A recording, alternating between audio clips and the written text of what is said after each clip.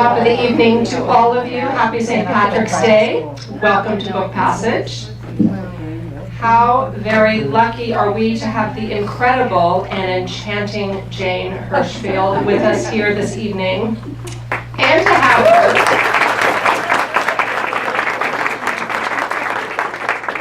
and especially on her publication day.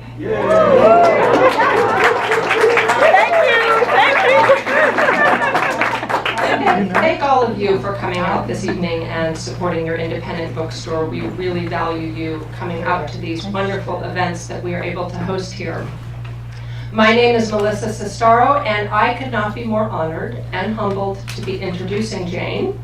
I have to tell you that every time I've crossed paths with Jane here at Book Passage, I get a tingle of awe and reverence that travels through me. She is undeniably a writer who has inspired and profoundly moved many souls. She's written 8 books of poetry and received numerous prizes and fellowships for her work as a translator, a poet, and an essayist.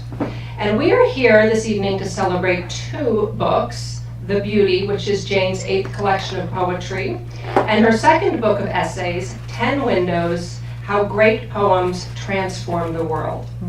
While these books each have their own spirit, they both remind us of the deeply transformative power of poetry. They transport us to a place of reflection and to the everyday mysteries of life. Without a moment to lose, please join me in welcoming the absolutely lovely and talented Jane Hirshfield.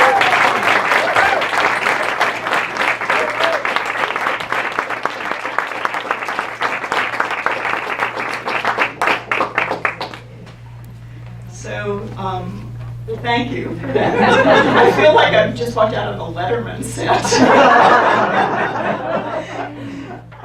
And I also, I want to thank you all for coming, both because it really helps me on my pub date to see such a warm reception.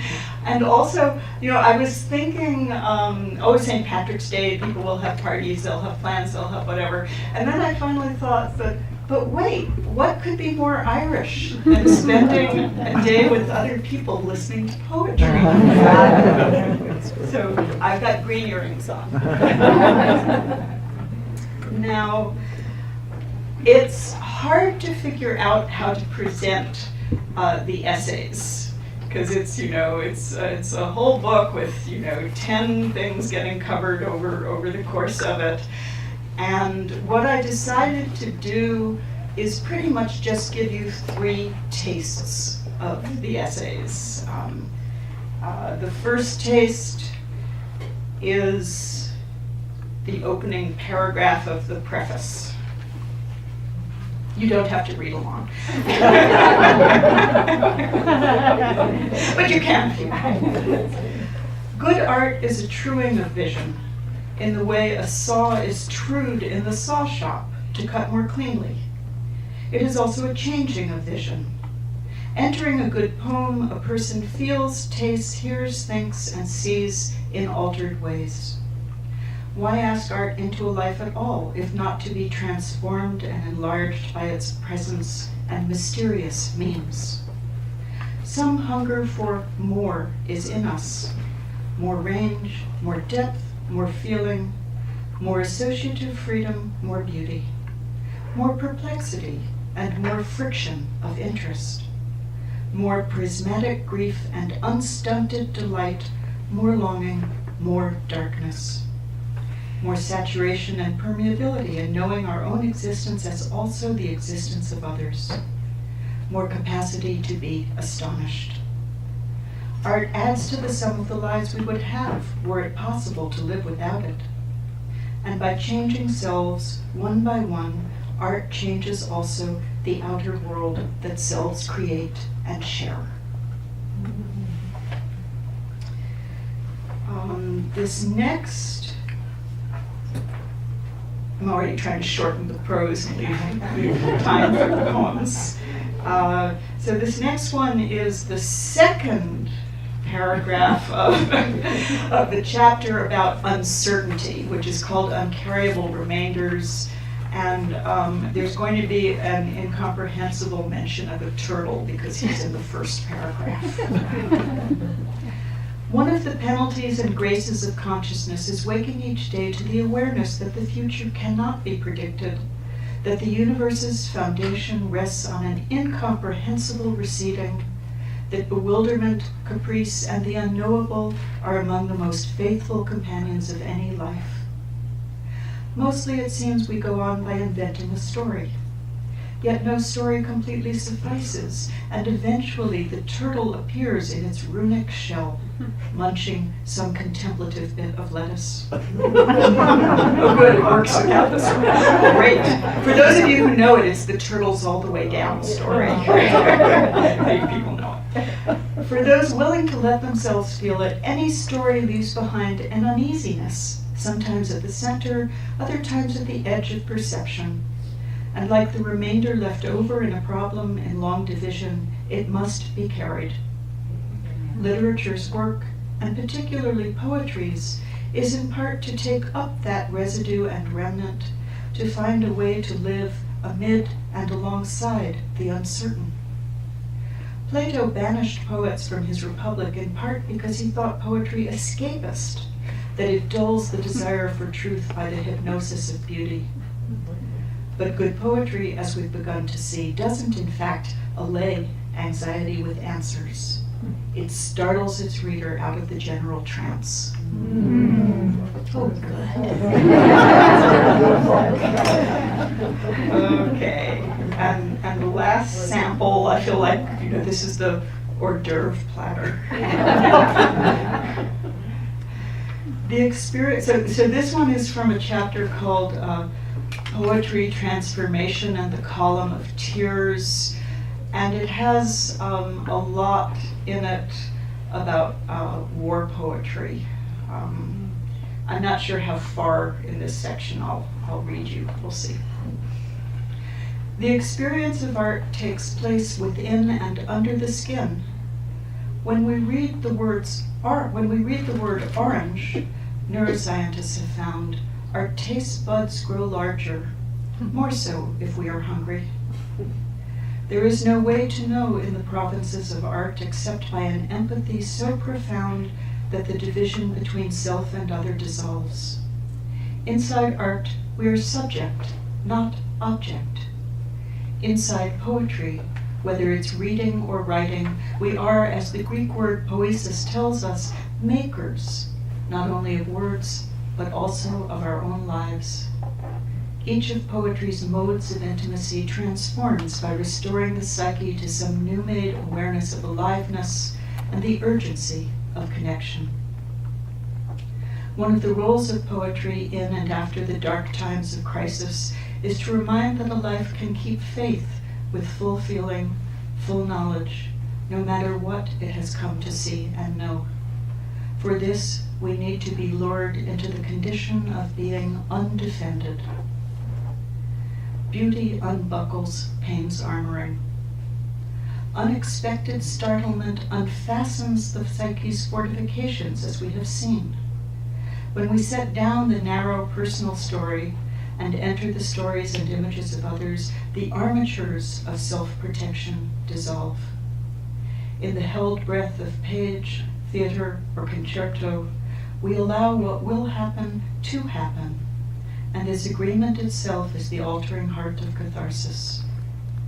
To be moved by a work of art is to stand with the cellist of Sarajevo, who, during the long siege of that city, would bring each day instrument and chair to play in a place where snipers routinely killed, reminding himself and others that it was possible to be human, unarmed, and vulnerable, permeable to beauty even then, even there.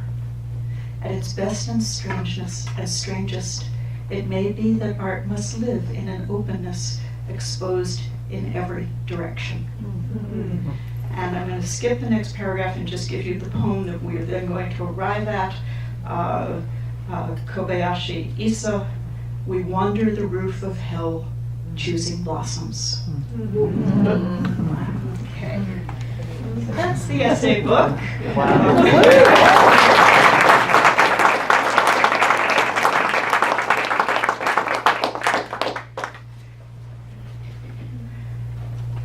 now we have some poems.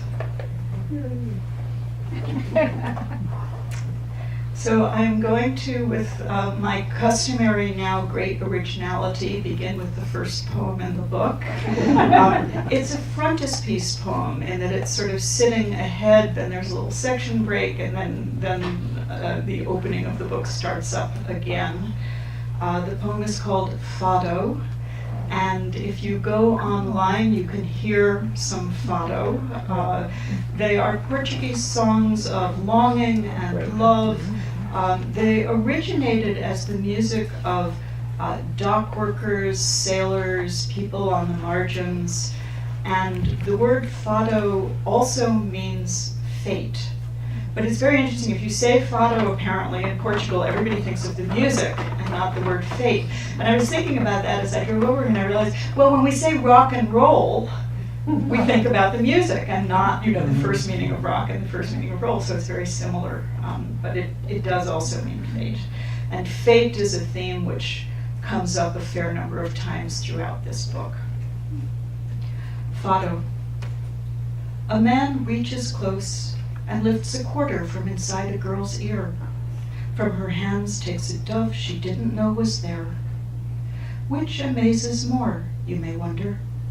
The quarter's serrated murmur against the thumb, or the dove's knuckled silence? That he found them, or that she never had? Or that in Portugal, this same half-stopped moment, it's almost dawn, and a woman in a wheelchair is singing a fado that puts every life in the room on one pan of a scale, itself on the other, and the copper bulls balance.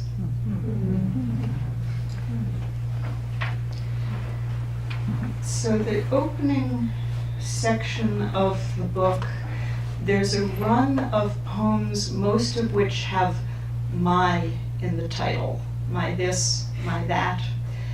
And I took most of these poems in a different order and put them into a tiny letterpress chapbook, which is very expensive and you will never find in a bookstore, but you can find it through the publisher online if you want to. That came out in November. That was called Myness, M-Y-N-E-S-S, / minus the arithmetic sign.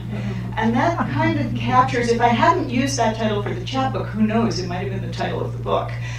Because it kind of captures my feeling about all of these my poems, is that they are both about our inhabitants of a dear and particular self.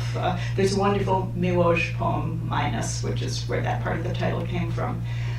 So the dear inhabited self, but then the minus part, M-I-N-U-S, is we are porous and permeable and are going to vanish.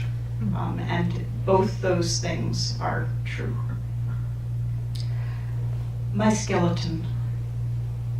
My skeleton, who once ached with your own growing larger, are now each year imperceptibly smaller, lighter, absorbed by your own concentration. When I danced, you danced. When you broke, I. And so it was lying down, walking, climbing the tiring stairs. Your jaws, my bread. Someday you, what is left of you, will be flensed of this marriage. Angular wrist bones, arthritis, cracked harp of rib cage, blunt of heel, opened bowl of the skull, twin platters of pelvis. Each of you will leave me behind, at last serene. What did I know of your days, your nights? I who held you all my life inside my hands and thought they were empty. You who held me all your life in your hands, as a new mother holds her own unblanketed child, not thinking at all.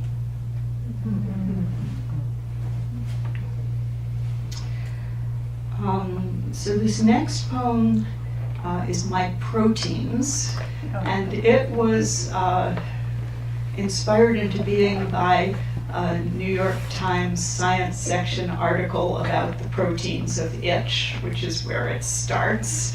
And I was very excited about this idea that they discovered the proteins of itch. But as the poem keeps going, it's actually more about what is much in the medical news these days, the microbiome, and how we are all communities of many beings.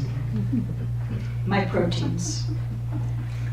They have discovered, they say, the protein of itch, natriuretic polypeptide B, and that it travels its own distinct pathway inside my spine, as do pain, pleasure, and heat. A body, it seems, is a highway, a cloverleaf crossing, well-built, well-traversed, some of me going north, some going south. 90% of my cells, they have discovered, are not my own person. They are other beings inside me. As 96% of my life is not my life. Yet I, they say, am they, my bacteria and yeasts, my father and mother, grandparents, lovers, my drivers talking on cell phones, my subways and bridges, my thieves, my police who chase myself night and day. My proteins, apparently also me, fold the shirts. I find in this crowded metropolis a quiet corner where I build of not me Lego blocks, a bench, pigeons, a sandwich of rye bread, mustard, and cheese. It is me and is not the hunger that makes the sandwich good. It is not me, then is the sandwich. A mystery neither of us can fold, unfold, or consume.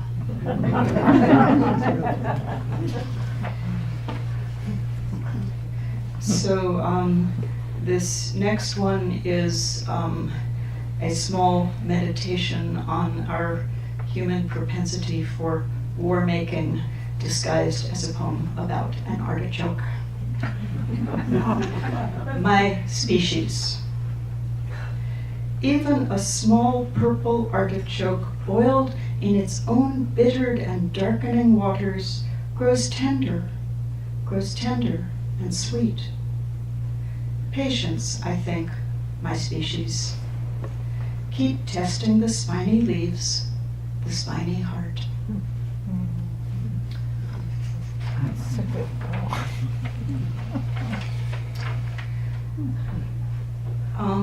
Throughout my books, you'll find a lot of poems in which I'm trying to work with how do we deal with our moods, our profound emotions, but also our unprofound ones. We are such creatures of pendulum and swing. So this is a poem trying to do that. My weather. Wakeful, sleepy, hungry, anxious, restless, stunned, relieved. Does a tree also? A mountain? A cup holds sugar, flour, 3 large rabbit breaths of air. I hold these.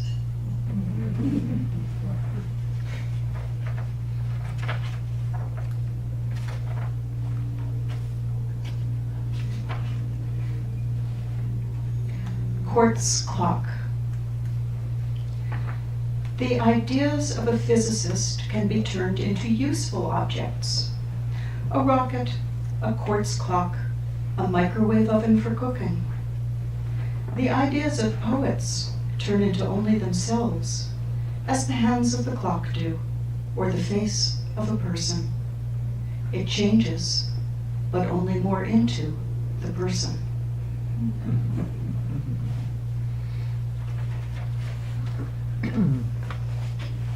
Am I loud enough for you and back? Yes, good. Great. Should have asked that a little earlier.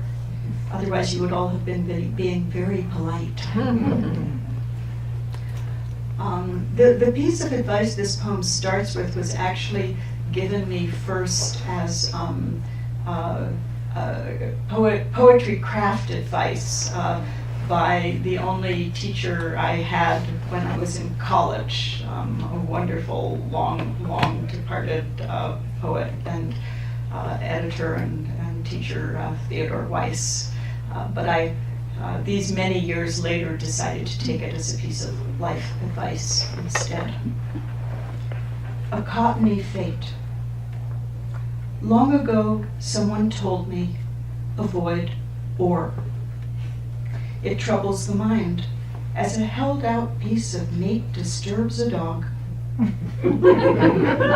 Now I too am 60. There was no other life.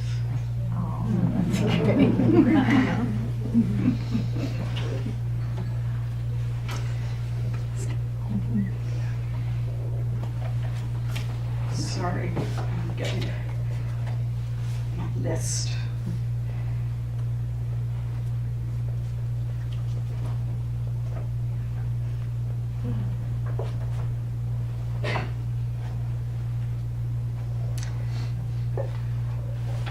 In a kitchen where mushrooms were washed. In a kitchen where mushrooms were washed, the mushroom scent lingers, as the sea must keep for a long time the scent of the whale. As a person who's once loved completely, a country once conquered, does not release that stunned knowledge. They must want to be found, those strange-shaped rising morels, clownish puffballs. Lichens have served as a lampwick. Clean-burning coconuts, olives, dried salmon, sheep fat, a carcass of petrol set blazing. Light that is fume and abradement. Unburnable mushrooms are other. They darken the air they come into. There's the scent of having been traveled, been taken. It was very interesting to me when I was living in this place where somebody was washing wild gathered mushrooms in the kitchen, and I walked into the kitchen, nobody was there, no mushrooms were there, and I knew, I could just smell, mushrooms have been washed. And a couple of days later I was walking around in the dark and I realized I could smell them. And I suddenly understood the happy life of a truffle pig.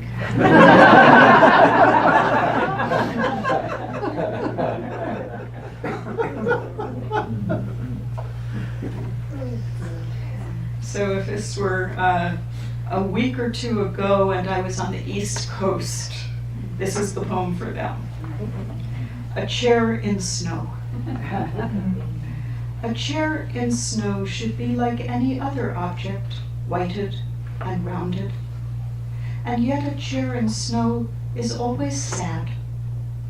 More than a bed, more than a hat or house, a chair is shaped for just one thing, to hold a soul, its quick and few bendable hours. Perhaps a king, not to hold snow, not to hold flowers. So like my several books before this, there's a run of very short poems in this one, which are grouped together and called Pebbles. I'm going to read you 3 of them. So very short. Human measures. A woman in a distant language sings with great feeling. The composer's penciled in instructions to sing with great feeling.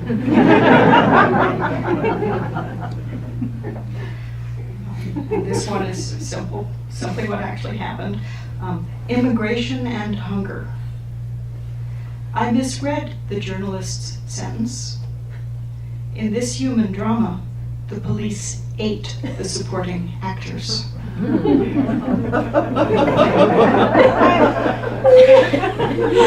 long time ago, we'd go back and go,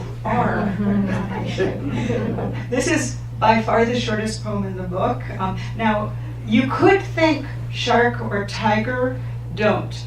Think dentist's office. Okay? Humbling an assay.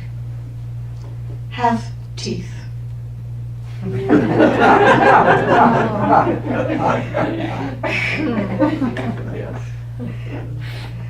think everybody has had that dream of the crumbling teeth. So another allusion to fate. A person protests to fate. A person protests to fate. The things you have caused me most to want are those that furthest elude me. Fate nods. Fate is sympathetic. To tie the shoes, button a shirt, are triumphs for only the very young, the very old. During the long middle, conjugating a rivet, mastering tango, training the cat to stay off the table, preserving a single moment longer than this one, continuing to wake whatever has happened the day before, and the penmanships, love practices inside the body.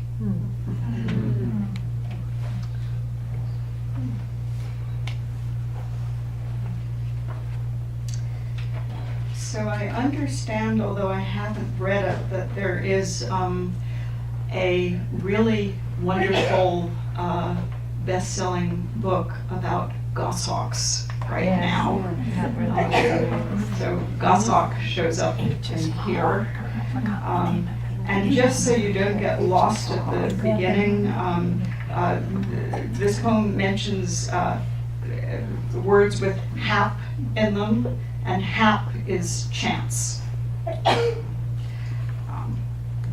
Of amplitude, there is no scraping bottom. In certain styles of Chinese painting, 3 diagonal brushstrokes balance a mountain. Like that, the word for happiness keeps inside it the word for chance. For haplessness also. You wanted to be ignorant, unknowing, thunderstruck, gobsmacked. Wanted to be brought to your knees by the scent of mushrooms you couldn't know whether to pick. When the violent, brilliant goshawk, excessive and unforgiving, drove you from her nesting, she battered your head with its own blunt weight of animal being. The big deaf bear in both lanes of the dark was a grandmother's fake pearl necklace suddenly real. You ate the stories of others because your own were already inside you and you were still hungry. You wanted to sleep in a house you could walk the outside of, windowed and simple, and find on it one day a door, green peeling, padlocked, you'd never guessed at. You found the house. You entered, ate there, slept. But however you rummaged and plundered the inside, that door, that blind hinge door, kept opening elsewhere.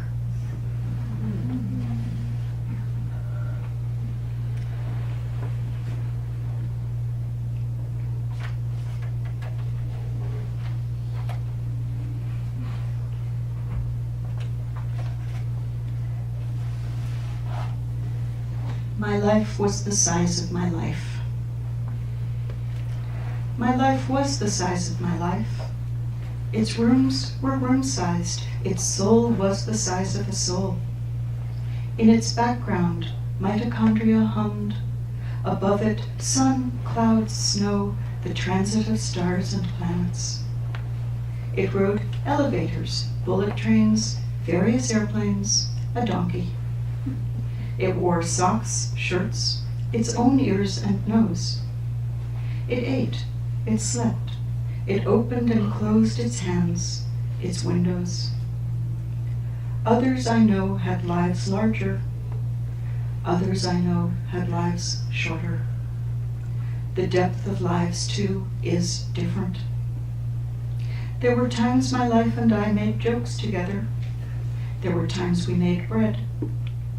Once I grew moody and distant. I told my life I would like some time. I would like to try seeing others. In a week, my empty suitcase and I returned. I was hungry then, and my life too was hungry. We could not keep our hands off, our clothes on, our tongues from.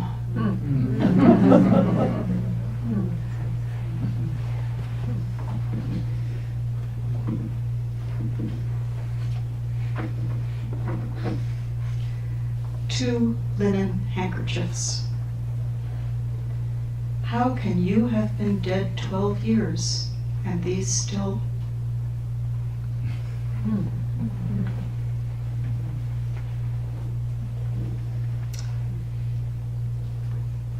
I guess I'll do 3 more.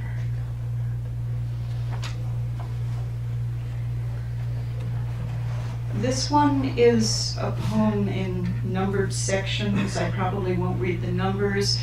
They don't go together in any particularly narrative way. So just think of it kind of like a kaleidoscope of thoughts. Works and loves. Rain fell as a glass breaks, something suddenly everywhere at the same time. To live like a painting looked into from more than one angle at once. Eye to eye with the doorway, down at the hair, up at your own dusty feet. This is your house, said my bird heart to my heart of the cricket, and I entered. The happy see only happiness, the living see only life, the young see only the young. As lovers believe, they wake always beside one, also in love.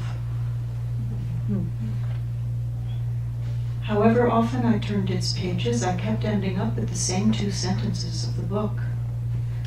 The being of some is to be, of others to be without. Then I fell back asleep in Swedish.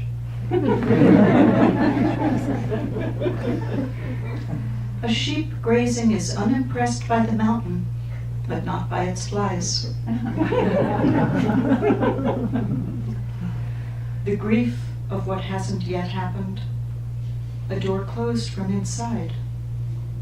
The weight of the grass dividing, and ants' 5-legged contemplations walking through it. What is the towel, what is the water changes. Though of we 3, only the towel can be held upside down in the sun. And the last one. I was once, said not in self-pity or praise. This dignity we allow barn owl, ego, oyster.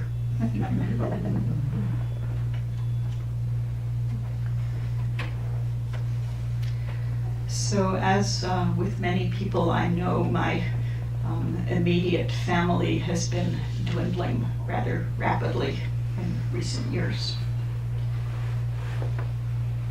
0 plus anything is a world. 4 less 1 is 3. 3 less 2 is 1.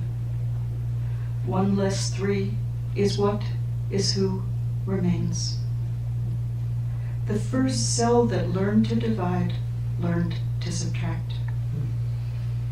Recipe. Add salt to hunger. Recipe.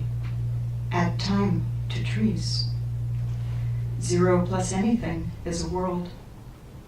This one and no other, unhidden by each breath changed. Recipe. Add death to life. Recipe, love without swerve, what this will bring. Sister, father, mother, husband, daughter. Like a cello forgiving one note as it goes, then another. And again, with great originality, I will close with the last poem in the book.